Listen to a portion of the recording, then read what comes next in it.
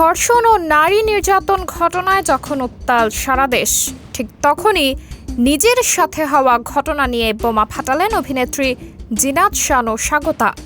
বিশেষ করে ছোট্ট শিশু আসিয়ার মৃত্যুর পর সকল প্ল্যাটফর্মেই ধর্ষণের শাস্তি মৃত্যুদণ্ডের দাবি জানানো হয়েছে।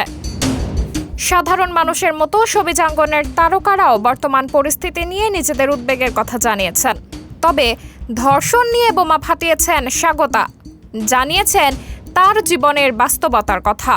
তার মতে, পরিচিত এমন অনেকেই ধর্ষকের বিচার চাইছেন যারা নিজেরাই কাজের বিনিময়ে তাকে বিছানায় শোয়ার প্রস্তাব দিয়েছিলেন। শুক্রবার নিজের ফেসবুক অ্যাকাউন্টে দেওয়া এক স্ট্যাটাসে স্বাগতা লিখেছেন, আমার নিউজফিডে প্রচুর পুরুষকে দেখছি ধর্ষকের বিরুদ্ধে জোর প্রতিবাদ জানিয়েছে, কিন্তু এর মধ্যে অনেকেই আমাকে কাজের বিনিময়ে শোয়ার শর্ত জুড়ে দিয়েছে। রাজি হয়নি বলে চিরতরে কাজের সুযোগও বন্ধ করে দিয়েছে। প্রশ্ন হচ্ছে, তারাও কি ধর্ষক নয়?